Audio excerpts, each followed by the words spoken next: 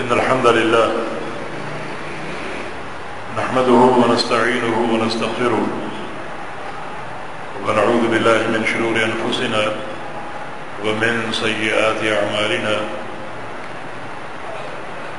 من يهده الله فلا مضل له ومن يضلل فلا هادي له وأشهد أن لا إله إلا الله وحده لا شريك له وأشهد أن محمدا عبده ورسوله أما بعد فإن خير الحديث كتاب الله وخير الهدي هدي محمد صلى الله تعالى عليه وسلم وشر الأمور محدثاتها وكل محدثة بدعة وكل بدعة ضلالة وكل ضلالة في النار من يطع الله ورسوله فقد رشد واهتدى ومن يعص الله ورسوله فقد ضل وغوى اللهم صل على محمد وعلى آل محمد كما صليت على إبراهيم وعلى آل إبراهيم إنك حميد مجيد اللهم بارك على محمد وعلى آل محمد كما باركت على إبراهيم وعلى آل إبراهيم إنك حميد مجيد سبحانك لا علم لنا إلا ما علمتنا إنك أنت العليم الحكيم رب اشرح لي صدري ويسر لي أمري واحلل عقدة من لساني يفقهوا قولي لقد قال الله سبحانه وتعالى أعوذ بالله من الشيطان الرجيم من همزه ونفخه ونفسه بسم الله الرحمن الرحيم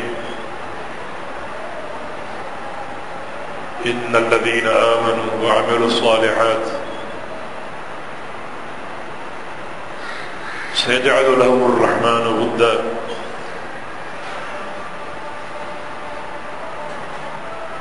یہ بات معلوم ہے کہ دین اسلام نے سب سے بڑی نعمت جس چیز کو قرار دیا گیا ہے وہ اللہ رب العزت کی رضا ہے کہ اللہ تعالی اپنے کسی بندے سے راضی ہو جائے فرمایا ورضوان من اللہ اکبر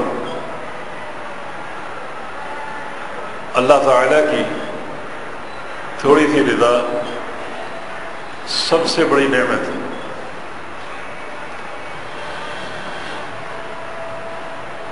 جنت سب سے بڑی نعمت ہے الا ان سلعۃ اللہ غالیہ اللہ تعالیٰ کا سب سے مہنگا سودا ہے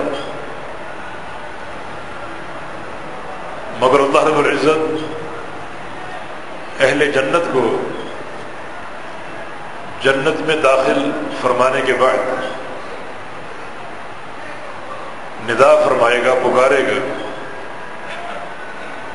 اور ان سے پوچھے گا کہ کوئی کمی تمہیں محسوس ہو رہی ہو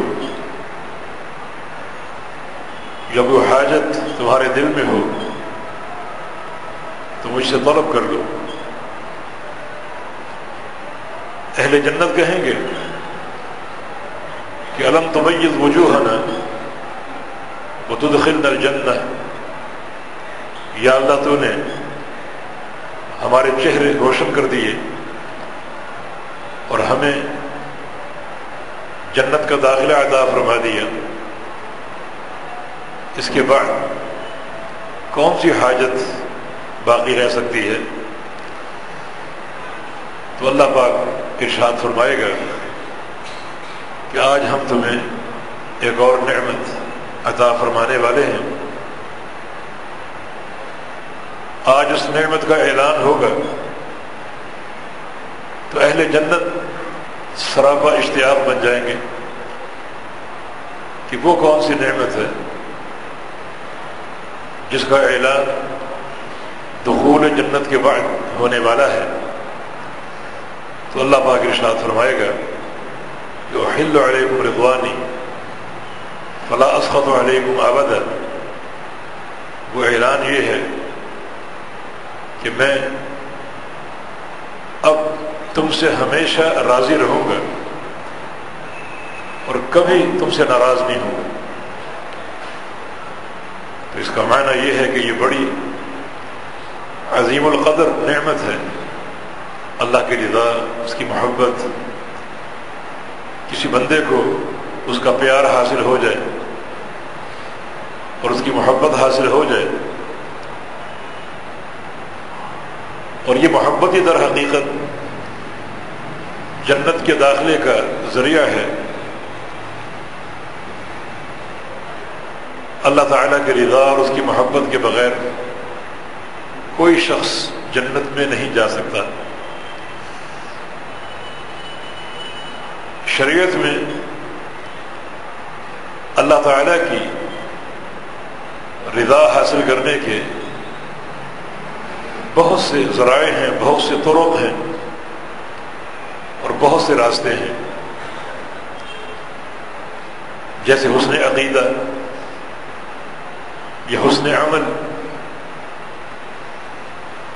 ان میں سے ایک طریقہ یہ ہے کہ اللہ تعالیٰ کے بندوں کے ساتھ کہ اس کو اور تھوڑا سا عام کر لیجئے کہ اللہ تعالیٰ کی مخلوق کے ساتھ آپ کا کیا تعلق ہے۔ یہ ساری کائنات اللہ تعالیٰ کی مخلوق ہے جو اللہ نے بنائی ہے۔ ایک انسان کوئی چیز بناتا ہے تو اس سے اس کو محبت ہوتی ہے، اس سے پیار ہوتا ہے۔ یہ ساری دنیا، ساری کائنات اللہ کی خلق ہے۔ اللہ تعالیٰ کو بھی اپنی مخلوق سے محبت ہے اور اپنی مخلوق سے پیار ہے۔ اللہ تعالیٰ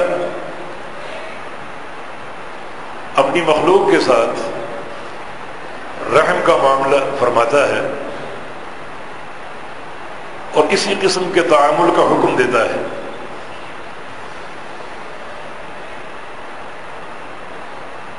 جیسا کہ نبی علیہ السلام کا ایک واقعہ،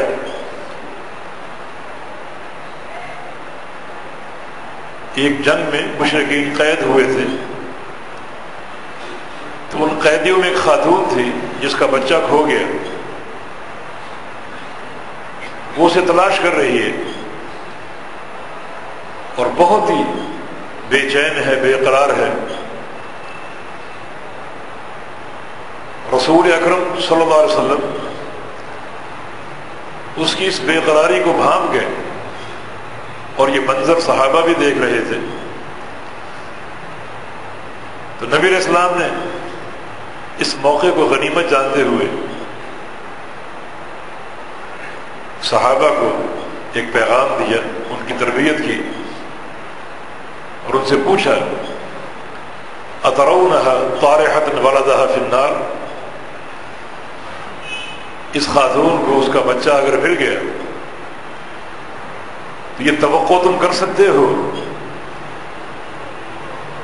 کہ اپنے بچے کو پا لینے کے بعد اس کو جلتے تندور میں پھینک دے، اس کو آگ میں جھونک دے؟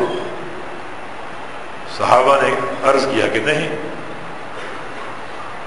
تو نبی علیہ السلام نے فرمایا کہ اللہ ارحم لعباده من هذه لولدها، کہ جو شفقت اور پیار اور محبت اس خاتون کے دل میں ہے اپنے اس بچے کے تعلق سے، اس سے کہیں زیادہ اللہ تعالیٰ کو اپنے بندوں سے پیار ہے، اپنے بندوں سے محبت۔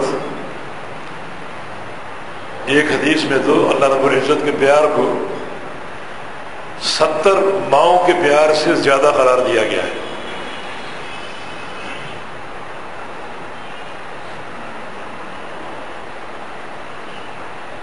مخلوق سے،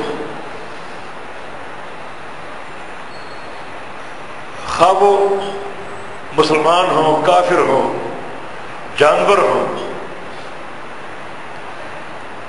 کیا یہ محبت اور پیار کی علامت نہیں ہے کہ شریعت نے جانوروں تک کے تعلق سے پیار و محبت کی باتیں کی؟ نبی علیہ السلام کا فرمان ہے اذا قتلتم فاحسنوا القتل واذا ذبحتم فاحسنوا الذبح وليحد احدكم شفرته وليرح ذبيحته۔ جب تم میدان جنگ میں کسی کافر کو قتل کرو تو اچھا قتل کرو، اور جب تم جانور کو ذبح کرو تو اچھا ذبح کرو، اور اپنی چھری کو تیز کر لو اور اپنے ذبیحے کو راحت پہنچاؤ۔ یعنی کتنا پیار بھرا انداز ہے، حتیٰ کہ کفار کے قتل میں بھی اچھے قتل کا حکم دیا گیا۔ مثلا ان کا مسئلہ نہ کرو، ان کے اعضاء نہ کاٹو، بس گردن پہ وار کر دیا اور وہ قتل ہو گیا، اس کی آنکھیں نکالنا، اس کے کان کاٹنا، اس کے اعضاء کاٹنا منع فرما دیا۔ فرمایا کہ میدان جنگ میں صرف ان کو قتل کرو جن کے ہاتھ میں تلوار ہو، عورتوں کو نہ مارو، بچوں کو نہ مارو، بوڑھوں کو نہ مارو۔ اس میں اسی محبت کی جھلک نظر آتی ہے، املاک کو نقصان نہ دو۔ ایک صحابی نے 2 بکرے ذبح کرنے تھے، ایک کو ذبح کر دیا، دوسرا ساتھ ہی کھڑا تھا، نبی علیہ السلام نے دیکھ لیا، فرمایا کہ ذبحتہ مرتين، کہ جو کھڑا ہے اس کو تو نے 2 بار ذبح کیا۔ اس نے اس بکرے کا ذبح ہونا دیکھا ہے اور وہ تکلیف اور کرب اس نے محسوس کی ہے، یہ ایک بار ذبح ہوا ہے، اور دوسری بار جب تم اس کو ذبح کرو گے یہ اسی شفقت اور محبت کی غماز ہے۔ سب اللہ کی مخلوق ہے، اور اللہ کی مخلوق کے ساتھ پیار و محبت کا برتاؤ، شفقت کا برتاؤ، یہ انتہائی مطلوب ہے اور اللہ کے رضا کا باعث ہے۔ یوں سمجھے جیسے ایک شخص آپ سے محبت کرتا ہے مگر آپ کے بیٹے سے نفرت کرتا ہے، تو اس کی اس محبت کے باوجود آپ کو اس سے نفرت ہوگی۔ وہ آپ کا بیٹا ہے، آپ چاہتے ہیں کہ اس سے پیار کیا جائے، اس سے محبت کی جائے۔ یہ ساری خلق اللہ نے بنائی ہے، اللہ اس کا خالق ہے، تو اللہ رب العزت چاہتا ہے کہ اس کی مخلوق کے ساتھ اچھا برتاؤ ہو، محبت ہو، شفقت اور رحمت ہو۔ اسی لیے شریعت میں اس کے بڑے صریح احکام موجود ہیں، جیسے نبی علیہ السلام نے سانپ یا چھپکلی کے قتل میں فرمایا کہ جو سانپ کو ایک ہی ضرب میں مار دے اس کو 30 نیکی، جو 2 ضربوں میں مارے اس کو 20 نیکی، جو 3 ضربوں میں مارے اس کو 10 نیکی۔ وجہ کیا ہے؟ یہ بار بار ضربوں سے سانپ کو تکلیف ہوگی، ایک ہی ضرب سے اس کا کام تمام ہو گیا تو تکلیف اس کو کم سے کم ہو، حالانکہ موذی جانور۔ یہ شفقت اور محبت کی غمازی ہے اس حدیث میں۔ اس سے آپ اندازہ کیجئے کہ انسانوں کے ساتھ جو کہ اشرف المخلوقات ہیں، پیار و محبت کا برتاؤ کس قدر اللہ کی رضا کا موجب ہے۔ اس میں بے شمار نصوص موجود ہیں۔ نبی علیہ السلام کا فرمان ہے الراحمون یرحمہم الرحمن، جو لوگ اس زمین پر اللہ کے بندوں کے ساتھ رحمت اور شفقت کا برتاؤ کرتے ہیں، رحمان ان پر رحم فرمائے گا۔ ارحموا من فی الارض یرحمکم من فی السماء، تم رحم کرو زمین والوں پر، تم پر رحم کرے گا آسمان والا۔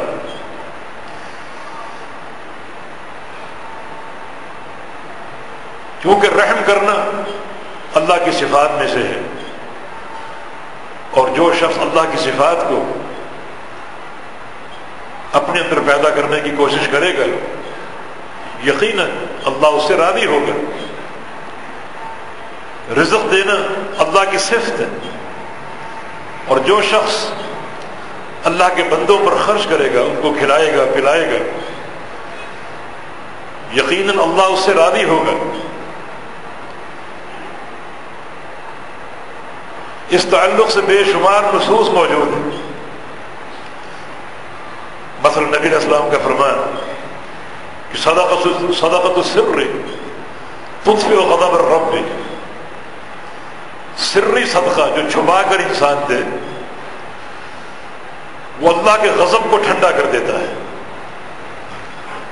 اس کے غضب کا ٹھنڈا ہونا اس کی رضا ہے۔ یہ صدقہ آپ کس کو دے رہے ہیں؟ اللہ کے بندوں کو دے رہے، اللہ کی مخلوق کو دے رہے۔ یعنی یہ نیکی کتنی بڑی رضا کی موجب ہے کہ چھپا کر دو گے، کتنا دو گے اس سے کوئی سروکار نہیں، لیکن اس کا نتیجہ، اس کا ثمرہ یہ ہے کہ اس سے اللہ رب العزت کا غضب، اس کا غصہ ٹھنڈا ہو جائے گا۔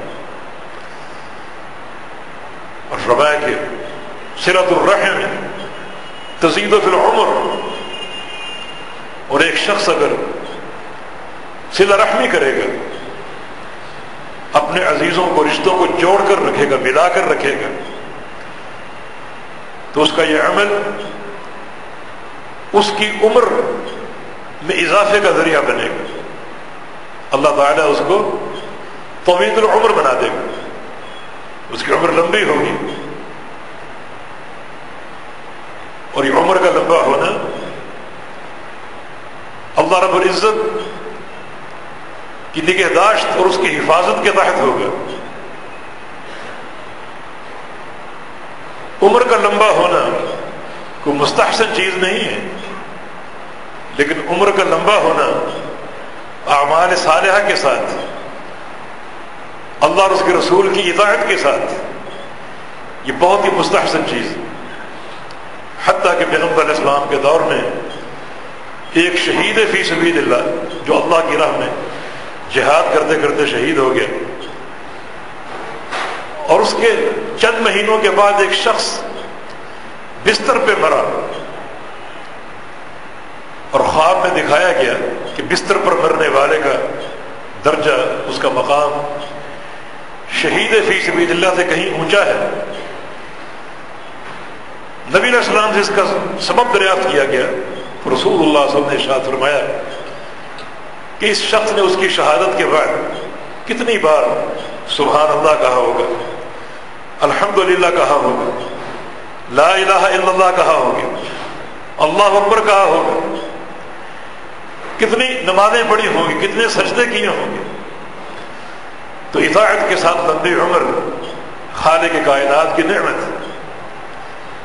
ایک مجلس میں پیغمبر علیہ السلام نے سوال کیا، الا اخبرکم بخیر الناس، تمہیں بتاؤں سب سے بہترین انسان کون ہے؟ فرمایا من طال عمرہ وحسن عملہ، وہ شخص سب سے بہترین ہے جس کی عمر لمبی ہو اور عمل اچھے ہو۔ پھر فرمایا کہ سب سے بدترین انسان وہ ہے جس کی عمر لمبی ہو اور عمل برے ہو، اللہ اور اس کے رسول کا نافرمان ہو،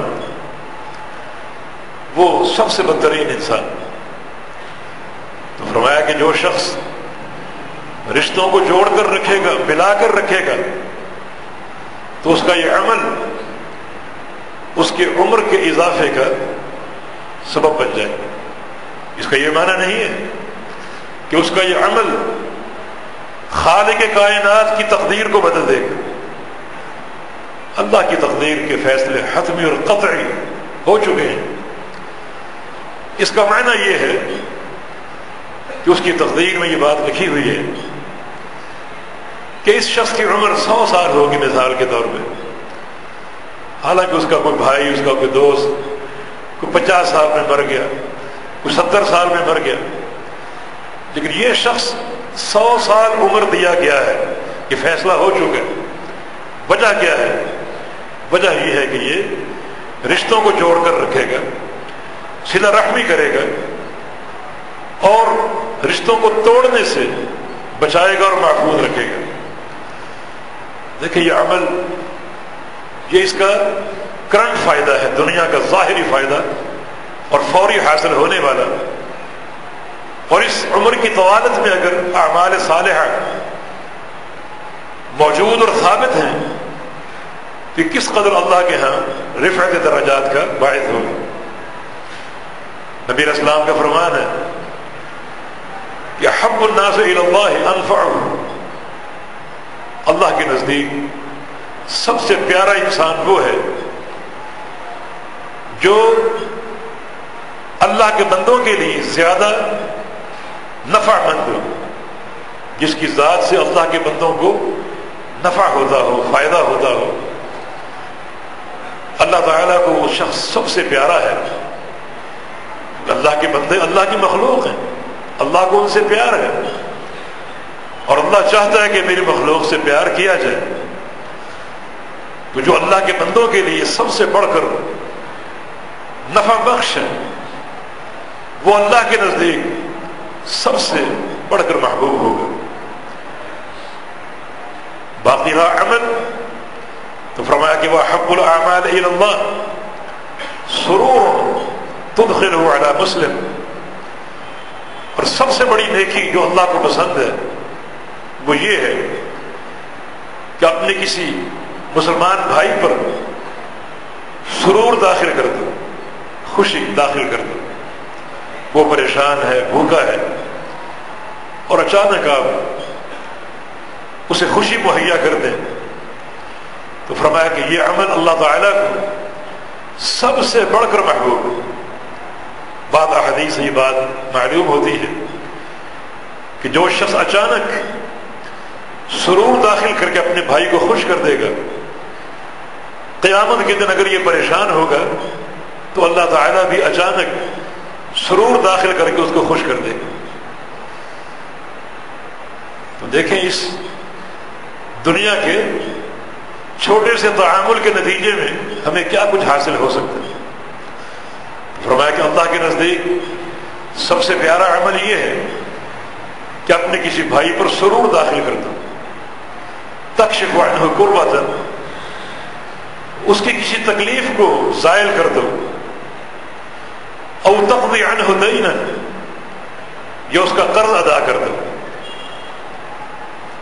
او تطرد عنہ جوعا، یا اس کی بھوک دور کر دو.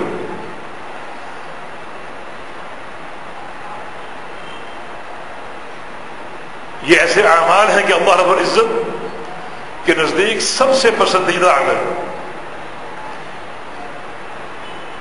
نماز روزہ بڑے افضل اعمال ہیں اور دین کے فرائض ہیں، مگر نماز روزہ کی تاثیر لازم ہے جس کا اثر بندے کی اپنی ذات تک محدود ہے. اللہ کی خلق کو خوش کرنا اس کی تاثیر متعدی ہے جس کا اثر اپنی ذات تک نہیں بلکہ لوگوں تک پہنچتا ہے. اور ظاہر ہے کہ متعدی عمل زیادہ محبت کا باعث بنتا ہے. فرمایا کہ عمل اللہ کو سب سے بڑھ کر محبوب ہے کہ اپنے کسی بھائی پر سرور داخل کر دو، خوشی داخل کر دو. فرمایا کہ من کف غضبہ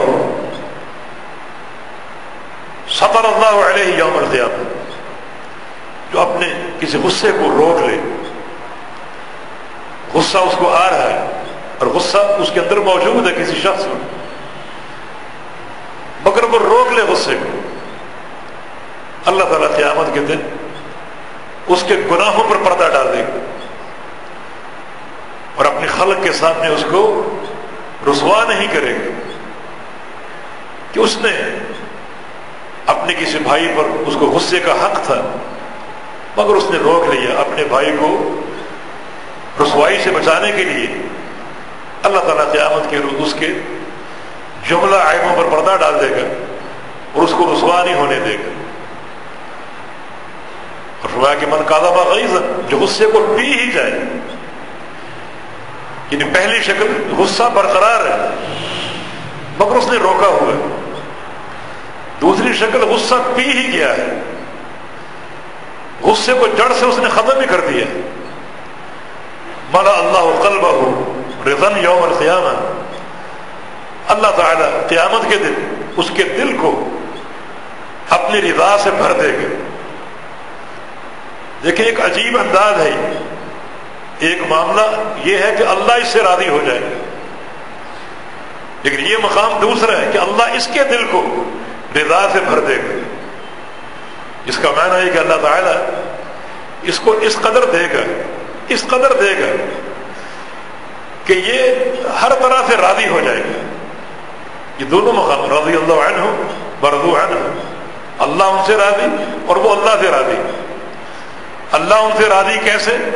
ان کے اعمال صالحہ کے ذریعے، اور وہ اللہ سے راضی کیسے؟ اللہ کی جزا اور اس کے بدلے کے ذریعے۔ اللہ نے اس قدر نوازا کہ وہ خوب خوش ہو گئے۔ فرمایا امشی مع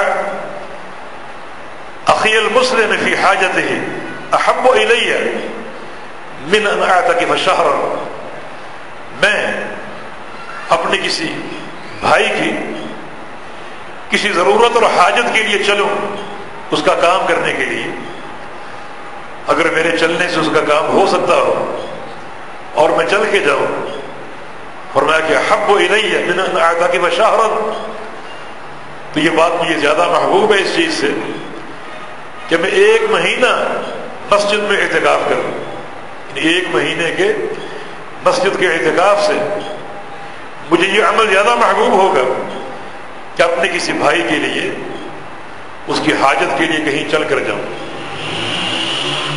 جبکہ 1 رات کا اعتکاف اتنے بڑے اجر کا باعث ہے کہ اللہ رب العزت 1 رات کے اعتکاف کے بدلے اس کے اور جہنم کے درمیان 3 خندقیں کھدوا دیتا ہے، اور ہر خندق کا فاصلہ مشرق اور مغرب کے برابر ہوتا ہے، اتنا بڑا اجر و ثواب۔ اور فرمایا کہ من مشى فی حاجت اخیہ حتی اثبتها، جو شخص اپنے کسی بھائی کے کام کے لیے چل کر جائے اور وہ کام کرنے میں کامیاب ہو جائے، یعنی دونوں صورتوں میں فرق یہ ہے کہ پہلی صورت میں چل کر گیا، کام ہوا یا نہ ہوا، یہ اس کا اجر ہے کہ 1 مہینے کے اعتکاف سے افضل۔ دوسری صورت یہ کہ چل کر گیا اور کام ہو گیا، وہ کام کروانے میں کامیاب ہو گیا، فرمایا کہ اثبت اللہ قدمہ یوم تزل الاقدام، اللہ تعالیٰ اس دن اس کے قدم کو ثابت رکھے گا جس دن بہت سے قدم پھسل جائیں گے۔ اشارہ پل صراط کی طرف ہے، جہاں پر تاریکی پھسلن، یہ پل جہنم پر قائم ہے، اور جس کی کاٹ تلوار سے زیادہ اور باریکی بال سے زیادہ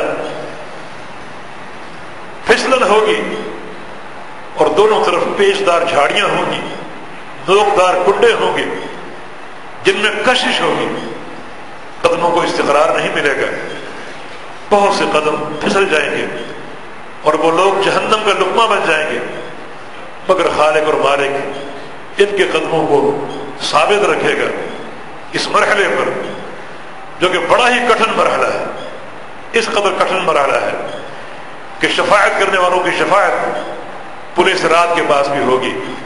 جناب محمد رسول اللہ صلی اللہ علیہ وسلم کبھی حوض کوثر پہ کھڑے ہیں، لوگوں کو جام پلانے کے لیے، اور کبھی پورے صراط کی طرف آ رہے ہیں اس کٹھن مرحلے میں اپنی امت کی شفاعت کرنے کے لیے۔ یقیناً یہ مقام بہت ہی مشکل ہے۔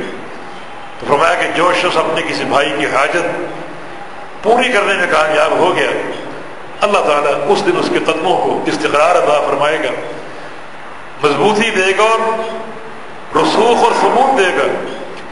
جس دن بہت سے قدم پھسل جائیں گے اور وہ پھسلنا جہنم میں گر جانے کا سبب بن جائے گا۔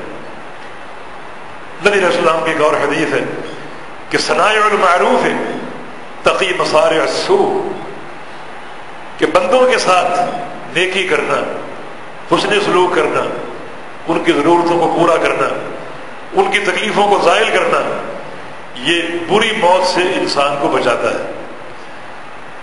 اور آج تو قدم قدم پر اچانک اور بری موتوں کے مظاہر موجود ہیں۔ فرمایا کہ جو شخص اللہ کے بندوں کے ساتھ حسن سلوک سے پیش آتا ہے اور ان کی ضرورتیں پوری کرتا ہے، اللہ تعالیٰ اسے بری موت سے بچائے گا۔ جابر رضی اللہ عنہ اپنی عمر کے آخری حصے میں نابینا ہو گئے تھے، مگر ایک ان کا عمل آخری عمر تک سختی سے قائم رہا۔ گھر سے باہر کسی سائل کی آواز سنتے تو جو گھر میں موجود ہوتا، کھجوریں، راشن، جو، وہ اپنی مٹھی میں بھر کے اس کو دے کر آتے اور یہ کام خود ہی کرتے، حتیٰ کہ بڑھاپا آ گیا اور نابینے بھی ہو گئے، پھر بھی یہ کام خود ہی کرتے، اور نابینا ہونے کی صورت میں وہاں تک پہنچنے میں دقت ہوتی، ٹھوکریں لگتی۔ بچوں نے کہا بھی اب یہ کام ہمیں سونپ دیجیے، آپ کی طرف سے ہم کر لیا کریں گے۔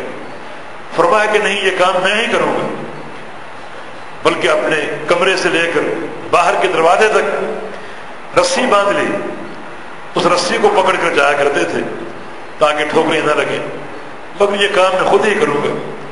اور فرماتے کہ میں نے اپنے پیارے پیغمبر کا ایک فرمان سن رکھا ہے، اس فرمان کا تقاضا یہی ہے کہ یہ کام میں خود ہی کروں گا۔ فرمایا کہ مناورۃ المسکین تدفع میتۃ السوء، کہ مسکین کو اپنے ہاتھ سے صدقہ دینے سے اللہ رب العزت بری موتوں کو ٹال دیتا ہے اور اچھی موت عطا فرما دیتا ہے۔ اور سب سے اچھی موت یہ ہے کہ مرتے وقت اللہ کی توحید کا علم اور زبان پر کلمہ پوری معرفت کے ساتھ ادا ہو جائے، یہ سب سے اچھی اور پیاری موت ہے۔ تو اس کے اسباب میں سے ایک سبب یہی ہے کہ اللہ رب العزت کے بندوں کے ساتھ اچھا سلوک کیا جائے، اچھا برتاؤ کیا جائے۔ رسول اللہ صلی اللہ علیہ وسلم کی حدیث ہے ان للہ اقواما یختصهم اللہ بالنعم، کچھ قومیں ہیں، کچھ لوگ ہیں جن کو اللہ رب العزت بھرپور دنیا کی نعمتیں عطا فرماتا ہے اور دنیا کا مال عطا فرماتا ہے، جو ان کی حاجت سے بڑھ کر ہوتا ہے، ان کی ضرورت سے بڑھ کر ہوتا ہے۔ اور ان کو کیوں عطا فرماتا ہے؟ انہیں در حقیقت چن لیتا ہے لمنافع العباد، تاکہ وہ اضافی مال کو اللہ کے بندوں کی منفعت کے لیے خرچ کریں۔ اللہ تعالیٰ ان بندوں کو خود بھی دے سکتا ہے، اللہ قادر، مگر اللہ رب العزت کچھ بندوں کو چن لیتا ہے اس کام کے لیے تاکہ وہ یہ کام کریں اور میرے پاس اور درجات علا کے مستحق بن جائیں، اونچے درجات پر فائد ہو جائیں۔ فرمایا کہ یقرھا فیہم ما بذلوھا، اب وہ بندے جب تک اللہ کے بندوں پر خرچ کرتے رہیں گے، اللہ تعالیٰ وہ نعمتیں ان میں قائم رکھے گا، بحال رکھے گا، عطا فرماتا رہے گا اور بڑھاتا رہے گا۔ فَإِذَا مَنَعُوهَا، اور اگر وہ روک لیں، بخل سے کام لیں اور اللہ کے بندوں پر خرچ کرنا چھوڑ دیں، تو نَزَعَهَا مِنْهُمْ، اللہ رب العزت وہ نعمتیں ان سے چھین لے گا، وَحَوَّلَهَا إِلَىٰ غَيْرِهِمْ، اور وہ نعمتیں اللہ رب العزت دوسروں کو تحویل کر دے گا اور منتقل کر دے گا۔ جو بندے اس کام کے لیے چنے جاتے ہیں، یقیناً وہ بڑے عظیم انسان ہیں کہ اللہ تعالیٰ نے انہیں یہ شرف عطا فرمایا کہ وہ چن لیے گئے اور ان کو اضافی نعمتیں دی گئیں یہ نہیں کہ وہ اپنا پیٹ کاٹ کر دیں، اللہ نے ان کو خوب نوازا تاکہ وہ یہ اضافی مال، اس کا کچھ حصہ میرے بندوں پر خرچ کر دیں، جن بندوں کو میں اس کی طرح خود بھی دینے پر قادر ہوں۔ جس طرح اس کو عطا فرمایا، اس طرح اپنے جو فقراء بندے ہیں ان کو بھی دینے پر قادر ہوں، مگر میں نے کچھ بندوں کو چن لیا، ان کو اضافی نعمتیں عطا فرمائی تاکہ وہ میرے ان فقراء بندوں پر خرچ کریں اور خرچ کر کے میرے ہاں درجات علا کے خریدار بن جائیں اور جنت الفردوس کے طلبگار بن جائیں، اور یہ بات ان کے درجات کی بلندی کا ذریعہ بن جائے گی۔ تو یقیناً اللہ رب العزت کی رضا کے بہت سے طرق ہیں، ان میں سے ایک طریقہ یہ بھی ہے کہ اللہ کے بندوں کے ساتھ، اللہ کی مخلوق کے ساتھ ہمارا برتاؤ اچھا ہو۔ قیامت کا دن ہوگا، ایک شخص اللہ کے سامنے کھڑا ہے حساب و کتاب کے لیے۔ اللہ تعالیٰ پوچھتا ہے میرے بندے اپنی نیکی یاد کر، کوئی نیکی نظر نہیں آ رہی جو اس کی بخشش کا ذریعہ بن سکے۔ اللہ تعالیٰ اس کو ڈھیل دیتا ہے، مہلت دیتا ہے، اپنی کوئی نیکی یاد کر، تیری وہ نیکی تیری بخشش کا ذریعہ بن جائے گی۔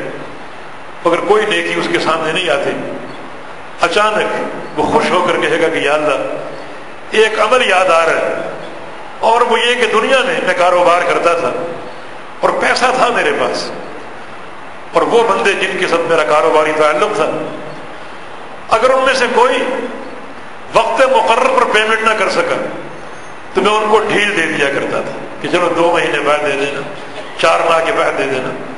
کوئی اصرار نہیں کرتا تھا اور سخت رویہ نہیں اپناتا تھا، ان کو ڈھیل دے دیتا تھا۔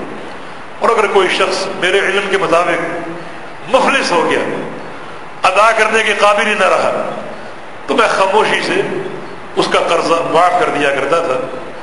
یہ ایک نیکی یاد آ رہی۔ اللہ پاک فرمائے گا کہ یہ کام تو میرا ہے، ڈھیل دینا میری صفت ہے اور معاف کرنا میری صفت ہے، تو میں بھلا تمہیں کیسے عذاب میں چھاؤں دوں؟ جو کام میرے کرنے والے وہ تو کرتا رہا، میرے فرشتوں اس کے سارے گناہ معاف کر دوں اور اس کو جنت میں پہنچا دوں۔ تو یقیناً یہ ایک تعامل بہت بڑے شرف کا باعث ہے اور اللہ کے ہاں رضا اور محبت کا موجب ہے، جس کی شریعت نے بہت ترغیب دی۔ بلکہ پیغمبر نے یہاں تک فرما دیا کہ عہد المعروف فی الدنیا عہد المعروف یوم القیامہ وعہد المنکر فی الدنیا عہد المنکر یوم القیامہ۔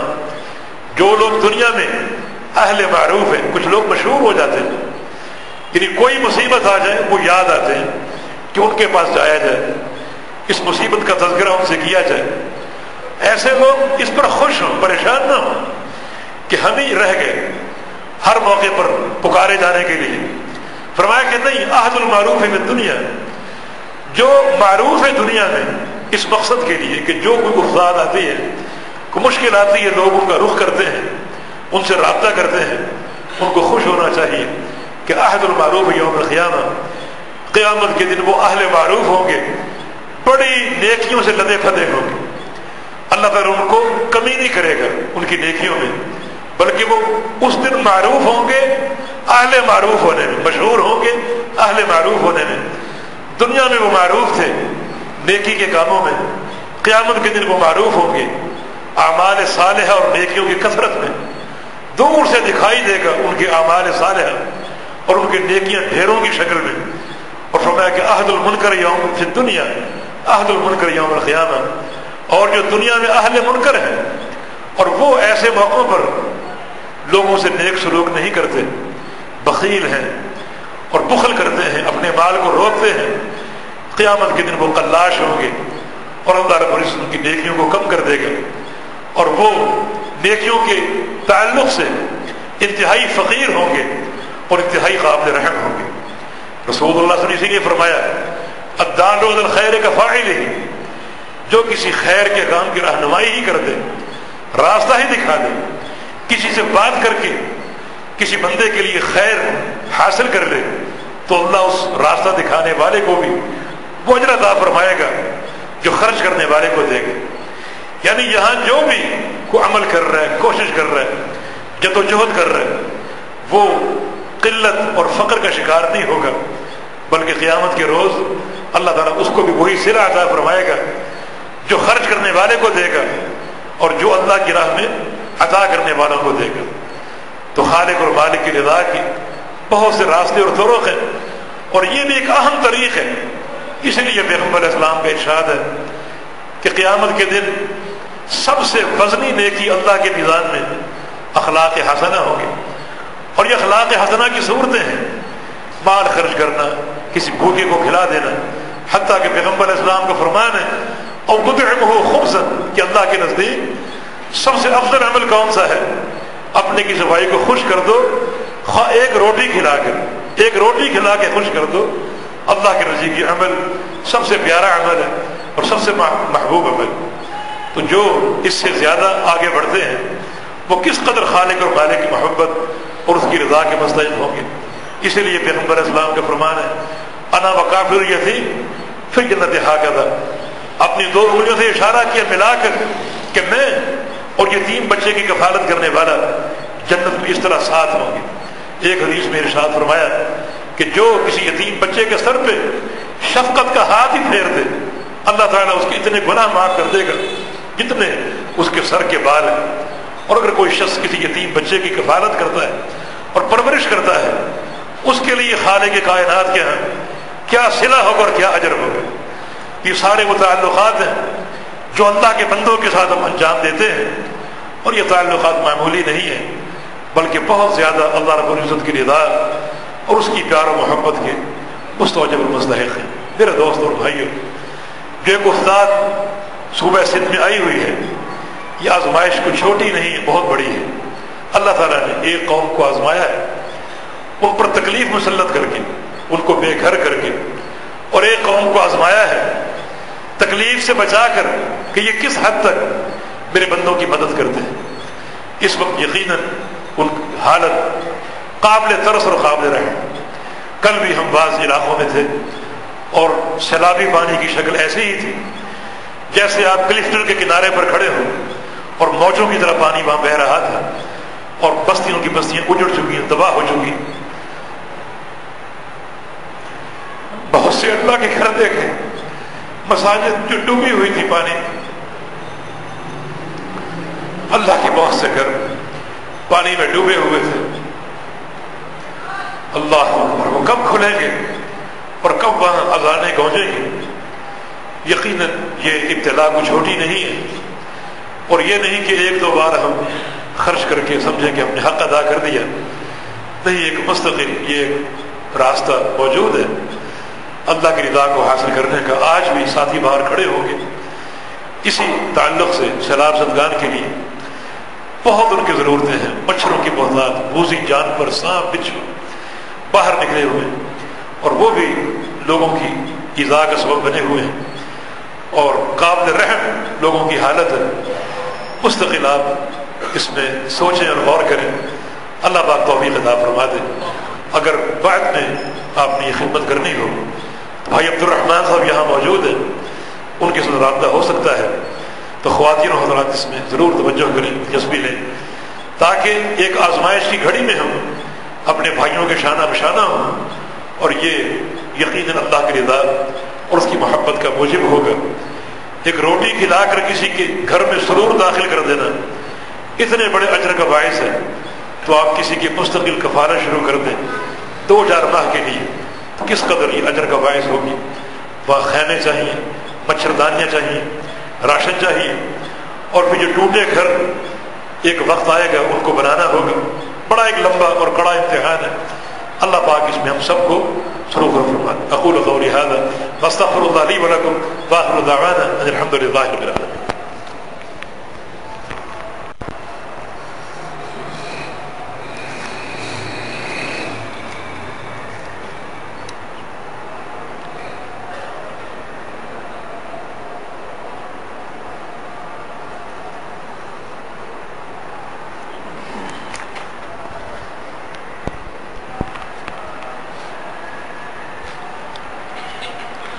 الحمدللہ والصلاۃ والسلام علی رسول اللہ وبعد۔ بہت سے دوستوں نے دعا کی اپیل کی ہے، اللہ رب العزت ہمارے تمام بیمار بھائیوں اور بہنوں کو صحت کاملہ عطا فرما دے، اور جو بھی پریشان حال ہے اللہ رب العزت ان سب کو اپنے فضل سے عافیت اور سلامتی عطا فرما دے۔ یہ کچھ سوالات ہیں کہ جب جنازہ مسجد میں آ جاتا ہے لیکن لوگوں کے آنے کی وجہ سے تاخیر کی جاتی ہے اور کہا جاتا ہے کہ فلاں آ جائے، آپ تب تک درس دیتے رہیں، یہ تاخیر شرعی مقاصد کے خلاف ہے۔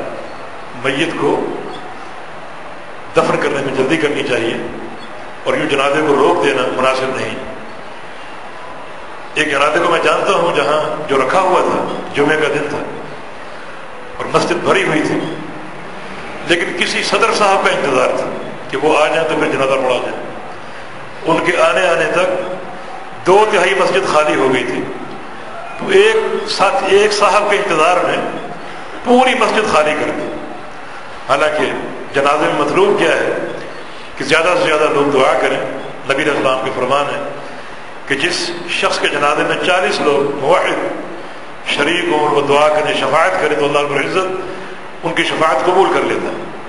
جنازہ شروع کر دیا جائے، وہ لوگ اگر بعد میں آ جاتے ہیں تو وہ دوبارہ پڑھ لیں، اگر وہ نہیں آ سکے وہ قبر پہ جا کے پڑھ لیں۔ شریعت میں مواقع موجود ہیں، لیکن بلا وجہ تاخیر کرنا یہ شرعی مقاصد کے خلاف ہے۔ جب آپ نماز جنازہ ادا کرتے ہیں تو ایک طرف سلام پھیرتے ہیں، ایک طرف کا سلام احادیث سے ثابت ہے، بلکہ انہی حدیث سے استنباط کرتے ہوئے بہت سے محدثین نے جیسے عبداللہ بن مبارک وغیرہ فرماتے ہیں کہ جو شخص 2 طرف جنازے کا سلام پھیرتا ہے وہ جاہل ہے، جاہل ہے، جاہل ہے۔ ایک طرف کا سلام جو ہے احادیث سے ثابت۔ میت کے گھر والے دوسرے یا تیسرے دن رشتہ داروں کو ساتھ لے کر جاتے ہیں، قبرستان جاتے ہیں، اس کی کوئی شرعی حیثیت؟ دیکھو یہ دن کے تعین کے ساتھ جانا، یعنی بعض برادریوں میں خاندانوں میں رواج ہوتا ہے، یعنی دن کا تعین کر کے قبرستان جاتے ہیں۔ کسی بھی نیکی کے تعین کے لیے کوئی شرعی اثر نہیں۔ ہاں کوئی نیکی اور اس کے دن کا تعین اللہ کے پیغمبر سے ثابت ہو، شریعت سے ثابت ہو تو وہ ٹھیک ہے۔ جیسے نوازوں کے اوقات شریعت نے مقرر کیے، شب قدر کی شریعت نے اطلاع دی، تو یہ تعین شریعت سے ثابت ہے۔ تو جو عمل کسی دن یا تاریخ سے منسلک ہو، حج کے مہینے اور حج کی تاریخیں شریعت سے ثابت ہیں تو وہ آپ انہی تاریخوں میں کام کریں گے۔ لیکن جو عمل کسی دن کے ساتھ شریعت میں مربوط نہیں ہے، منسلک نہیں ہے، اس کے لیے آپ اپنی طرف سے کسی دن کا تعین کر لیں تو یہ شریعت پر اضافہ اور زیادتی ہے جو جائز نہیں ہے۔ قبرستان جا سکتے ہیں اور جا کر دعا کیجیے، لیکن دن کا تعین کر کے جانا کہ ایک برادری کا رواج ہے تیسرے دن جانا، دوسرے دن جانا، یہ رواج درست نہیں ہے۔ اور بعض لوگوں کا رواج عید کے دن جانے کا ہے، یہ رواج 2 وجوہ سے غلط ہے۔ ایک تو جانے کے لیے آپ ایک دن کا تعین کر رکھا ہے، یہ تعین شرعاً ثابت نہیں۔ دوسرا نبی علیہ السلام کا فرمان ہے کہ آج کا دن ہماری خوشی کا دن، ہمارا تہوار ہے، اس تہوار کا آغاز ہی اگر قبرستان سے کریں گے تو یہ کون سی خوشی کی بات ہے؟ سال کے 360 دن ہیں، آپ کسی وقت بھی جا سکتے ہیں۔ ضرور عید کے دن کا تعین یہ شرعی مقاصد کے خلاف بھی ہے، اور ویسے بھی تعین کا کوئی شرعی اصل نہیں ہوتا۔ اس لیے جس نیکی کا تعین دن کا تاریخ کا شریعت ثابت ہے وہ اس تاریخ میں کی جائے، اور جس نیکی کا تعین کسی دن سے مربوط نہیں ہے شرع، اس کے لیے خود سے کوئی دن یا کوئی وقت مقرر نہ کیا جائے۔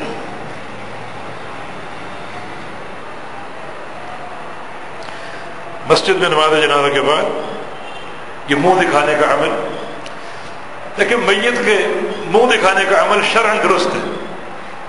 نبی علیہ السلام فوت ہوئے اور آپ کا جنازہ رکھا ہوا تھا، ابوبکر صدیق رضی اللہ عنہ تشریف لائے اور چادر ہٹا کر آپ کی پیشانی پر بوسہ دیا تھا۔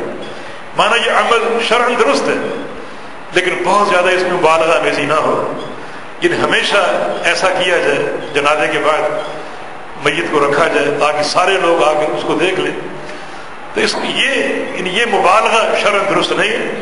باقی مطلقاً یہ عمل ثابت بھی ہے اور جائز بھی ہے، لیکن اس میں ہم مبالغے کا شکار ہو چکے ہیں۔